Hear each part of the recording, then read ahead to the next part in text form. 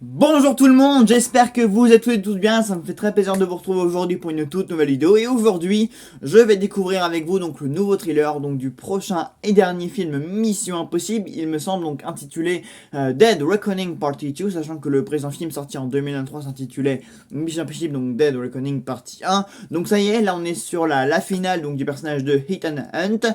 Tom Cruise va enfin pouvoir passer à autre chose. Et je vais pas vous cacher, je suis ravi de voir enfin Tom Cruise revenir dans des rôles intenses, dans des rôles importants, parce que je sais même plus la dernière fois qu'on a vraiment vu Tom Cruise au sommet de son acting, de ce qu'il peut proposer à l'écran en tant qu'acteur qu'on a connu dans les années, à la fin des années 80-90.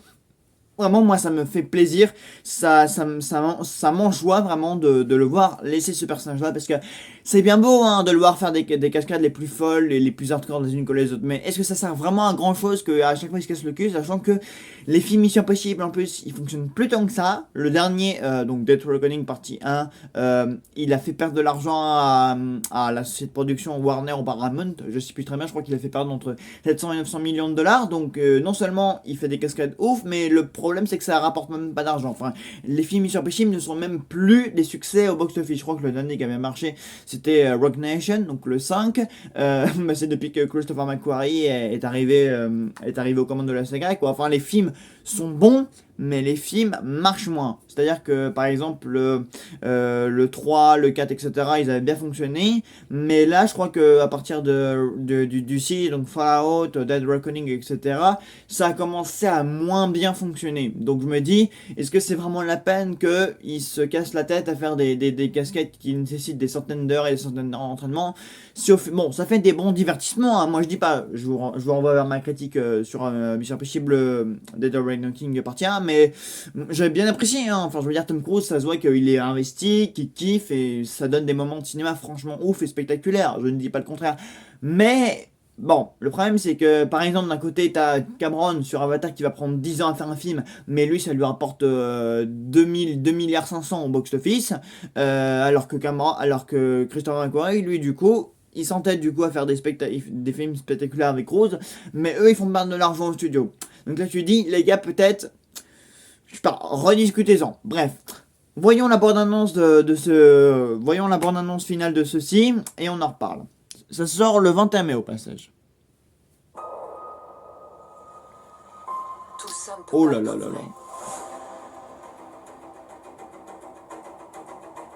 Et pourtant,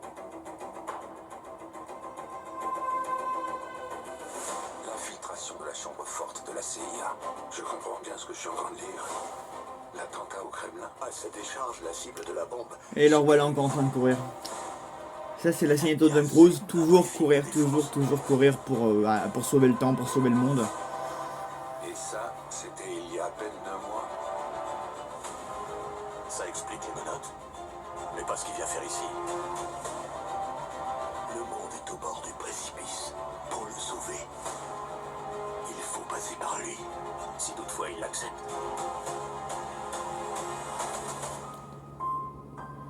Même les gens raisonnables sont D'après ce que j'ai entendu dire, ce sera un film assez émotionnel, plus intense, plus dur. Enfin, il y aura des. L'équipe va y laisser des membres.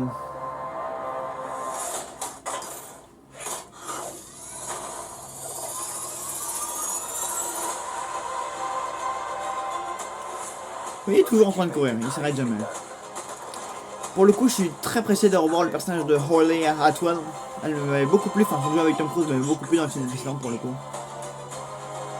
tout ce que vous avez fait Vous voyez, a conduit à ça. ça va faire une petite rétrospective de ces cascades, ça va être drôle. Vous lui avez donné un porte-avions. Oh là là. Nos vies sont la somme de nos choix. C'est ta raison d'être. Ta Oh là destinée. là là là. Je n'ai pas de regrets. Tu ne devrais pas en avoir.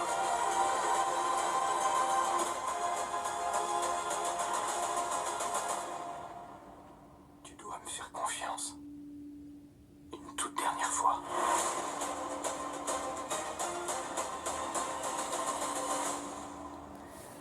Ok. Merde. Hop. Oui, bah non, mais c'est très beau, c'est très joli tout ça. Enfin, je veux dire, ça annonce du pur divertissement. Enfin, c'est drôle, mais en 2 minutes 12 de bande-annonce, il y a au moins 5 6 plans où on voit Tom Cruise, encore une fois, courir.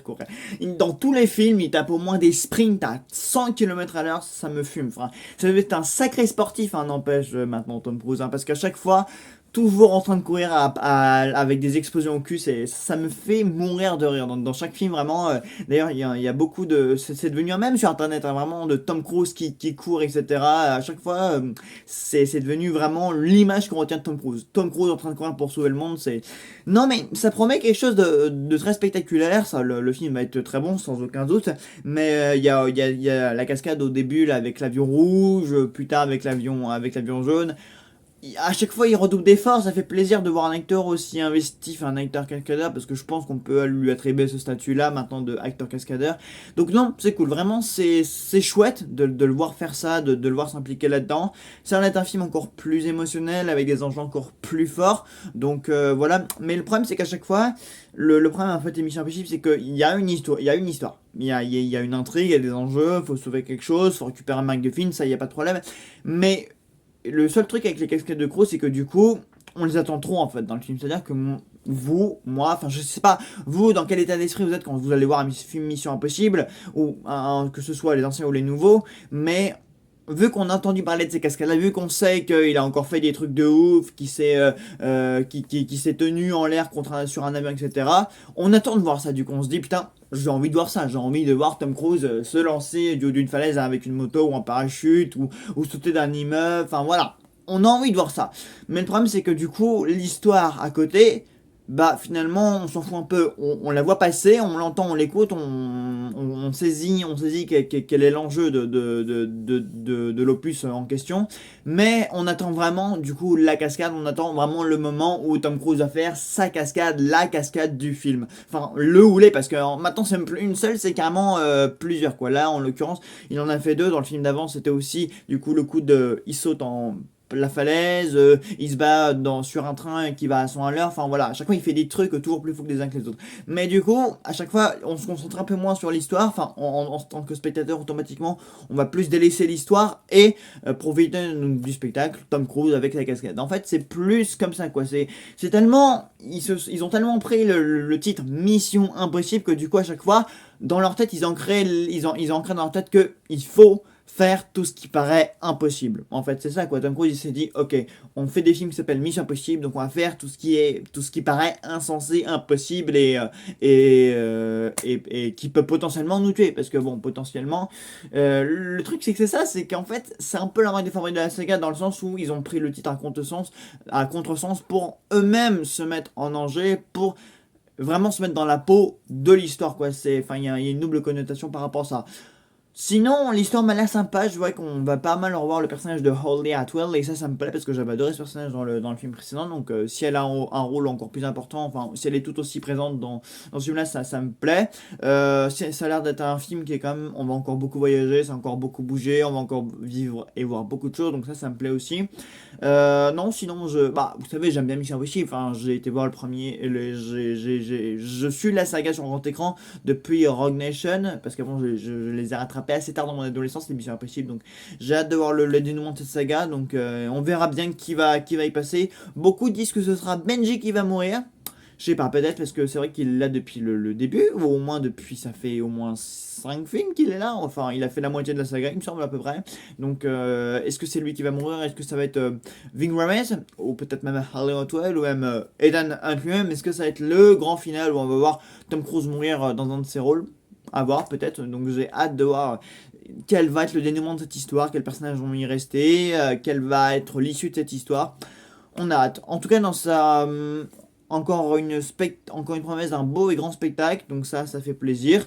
En tout cas, on se retrouvera évidemment pour la sortie du film, évidemment, j'en parlerai et ça va être chouette d'en parler. Moi, je pense que ça va être très cool d'en parler, d'aller voir ça en salle, ça va être un chouette moment à vivre.